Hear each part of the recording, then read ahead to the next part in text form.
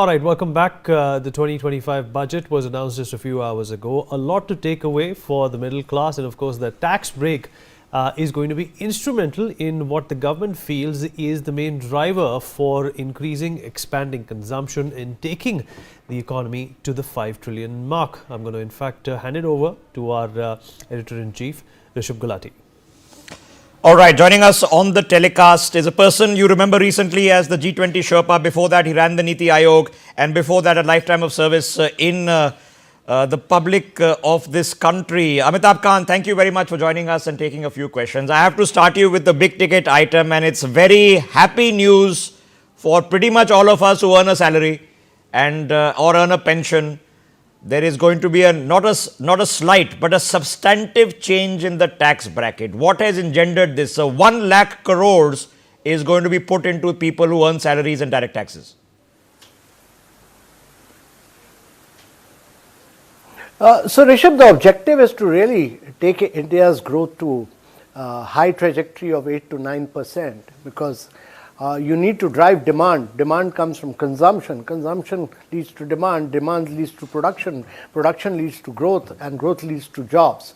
So the whole cycle is one of creating growth and jobs. And given the present economic circumstances and the global scenario, it was necessary that we grow on the basis of domestic demand, because globalization is impacted. You are seeing tariff wars, you are seeing the breakdown of global supply chains, and it was necessary to give a major push to domestic demand in India. This, to my mind, when you couple it with the focus on labor-intensive sectors like tourism, toys, footwear, leather, all of them, they will have a huge impetus in terms of both growth and jobs. And that, to my mind, was critical in India's context. One of the other good things that's happened is that Finance Minister has done this while this is a very major bonanza for the middle class. You look at it, it's probably the biggest bonanza any government has given in terms of tax relief ever in the history of India. It almost amounts to about 7% of the total tax collection. Now, if this has also been done in a very, fiscally prudent manner, the fiscal deficit for this year is 4.8%, and she's targeting for a 4.4% fiscal deficit next year. So she's been very, very responsible financially in taking India's growth and progress. She's obviously been concerned that this should not lead to inflation, and therefore a very, very good and deft handling of the budget. Okay.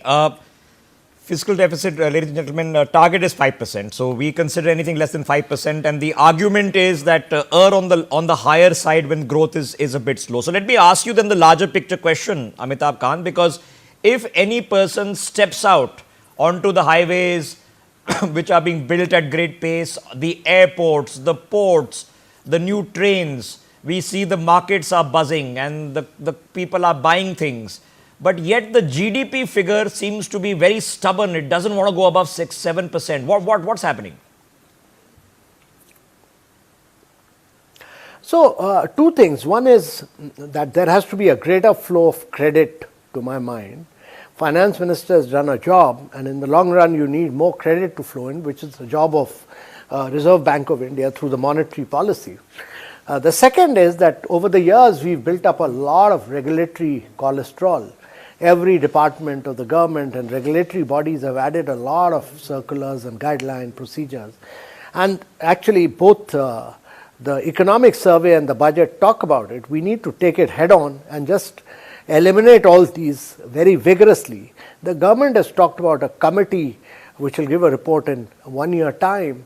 I don't think we can wait for 1 year. We should do it much quicker and much faster. And that to my mind is very, very important. And the third point is about creating good quality infrastructure. The budget provides for 11.2 lakh crores, but the budget also talks about asset monetization. That is, a 10 lakh crore scheme between 25 and 30, which will take government assets and put it up in a transparent manner for government to operate and run it. Therefore, the more assets we put out for monetization, the better it will be in terms of productive efficiency of the government. And the other is the budget talks about every ministry structuring projects on a private-public partnership for 3 years and putting it out and for taking it forward for implementation. So that these are very, very good measures to drive India's economy. Okay, let me just pick on that point for a second, because you say asset monetization, plowing back the money. So for people watching the broadcast, if you have a metro station which is owned by a metro company, and the metro station then has a restaurant which can be monetized at the railway station that goes back to the metro. We have the railways, so many assets in this country, sir. We've been talking about this for a long time. Is it happening at any scale? Yeah, so last year, the 21 to 24 asset monetization pipeline of 6 lakh crore has been very successful. It has crossed the target. And that's why the government could put out many warehouses, it could put out airports, it could put out coal mines, it could do many things. So based on the success of that, this has been accelerated further to 10 lakh crores. Okay, so now we are seeing, number one, we've discussed, okay, tax slabs. The second was rationalization. Now, in terms of customs duty, 2 years ago, you would have 22 slabs of customs duty. They've come down to just 8 now. So 7 have gone last year, 7 further have gone this year. For MSMEs, for people wanting to take small roles, Kisan credit cards, within the Swanidhi scheme, which is your Rediwalas to have access to loans, we are trying to put in money into the economy. Now, Amitabh Kant ji, the obvious question is, what's the lag time? Because the budget gets announced now, April 1st. Are we seeing some of these measures kick in towards the latter part of the year, that the GDP scenario, which the economic survey says we need to hit 8%, does it look brighter for next year? Yeah, so the important thing, Rishabh, on that is that the budget has been announced. We should get cracking on its implementation. In India, implementation is the key. And all these measures which have been announced are really far-reaching implications. From agriculture to MSME to startup to clean tech, they are far-reaching implications. If we take time to implement, it'll cost us dearly. We are at a point of time when there is, you have breakdown of global supply chains, you have a conflict in Europe, you have new productive forces of AI and quantum computing emerging. There's no time. We need to do all this, what the Prime Minister has talked about, what the FM has talked about. All of us must do that with a sense of urgency and a sense of missionary zeal. Okay, I have a couple of questions, because you're obviously, for people watching the broadcast, one of the key architects of Incredible India is Amitabh Kant. So in terms of tourism, sir, when it's just the practicalities of e-visa, but developing the tourism sites, we already know some of them are identified, like Kashi and others. Are we tapping it? Is it visible, or is it still going to take time? No, a lot of it is visible. Kevadia, Varanasi, many sites are very visible. A lot of work has happened. Now tourism is a private sector activity, so we need to get the private sector to come in. If you don't have good resorts, tourism will not work. If you don't have private sector play is critical for tourism, because every job that you create 11 indirect jobs. And therefore, providing infrastructure status to those who invest in these 50 cities is, to my mind, a very, very good initiative. It will have far-reaching implication in terms of investment. And you'll have many hotels coming up in these cities in the years to come. Okay, I have to ask you, because the key, sort of block that we are in, right, is R&D, innovation, and it's everybody knows it. It is primarily the job of, the private sector to get it done. I mean, in the end, OpenAI and all these companies are private sector entities, not owned by the US government. So I want to ask you specifically, this deep fund of funds for tech and this 20,000 crore for research and allocation, where does this money actually translate to? So, like we did the startup fund of funds. So, if the fund of fund puts in 1/3 of the money, the other money comes from the venture capital fund. So, you have when finance minister talks about 91,000 crore coming in the startup movement, it means that on a base of 10,000 crores, 91,000 crore has come in. And that's why the startup fund has been replenished. And she's also announced a deep tech fund of fund, because deep tech you need more patient capital. And that to my mind is very good. This will, innovation and startup movement will get fueled through this, through the deep tech and the startup fund of funds. But the private sector investment in R&D is very low. That needs to go up, and go up very, very substantially. Secondly, the patents that we must file for patents, get patents, and the patents we get must get commercialized in India. For companies sometimes companies go bankrupt and the biggest asset value is the patent. Okay, I've got a couple of questions because I know our time is short, sir. But everybody in the world right now is talking AI, and they're talking DeepSeek from China and $500 billion that the Trump regime is putting together in Operation Stargate. What is our plan for AI? So let me first say that the AI race has just begun. It is wide open. And secondly, my view on this is that India must go for foundational layers rather than application layer. This is really the future.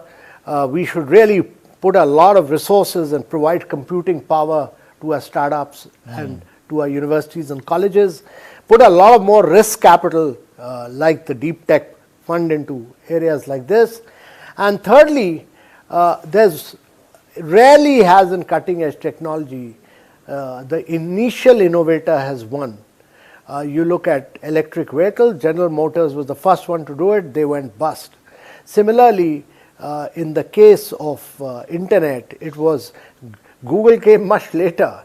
So the second mover has an advantage, and to my mind, India has a huge advantage of technologically leapfrogging. My last question, sir, because when we are talking about transitional shift in the Indian economy, so we are probably a year or two away, and you worked on a lot of these projects when you were in the Niti Aayog, but we are about to see a culmination, what government calls saturation. So saturation in open defecation free, which means toilets, saturation in Awas Yojana, saturation in Jal Yojana, potentially saturation, electricity, internet. That means every single individual living in this country has a pakka ghar, has a toilet, has water, has electricity. Just the impact of this social mobility, does it unlock the Indian market? Because everyone says the Indian market is the top 5%. Everybody does not have discretionary spending power. Does it unlock the Indian market? Yeah, it does, because you are creating infrastructure by building 40 million houses. You are building infrastructure if you create 120 million toilets and bring behavioral change. If you are providing piped water connection to 253 million citizens, you are building piped connections, and therefore you are making a huge transformation in terms of infrastructure. But more than that, you are actually providing the basic infrastructure to the citizens, because by doing all this and ensuring that close to about 110 million women of India get gas connection and do not burn firewood is transformational. And therefore, this infrastructure creation will be a very major driver of lifting people above poverty line. It will be a very major driver of transforming India. And it will be a very major driver of India doing sustained growth over a long period of time. Okay, I have so much to ask, but I know it's a busy day for you, and we'll come back and have a larger conversation in the coming few weeks. Amitabh Kant, as always, for the service that you've done, and thank you for sparing the time on this. Amitabh Kant, former CEO of Niti Aayog, former G20 Sherpa, and of course, a person who spent a lifetime in governance, joining us here on Newsx.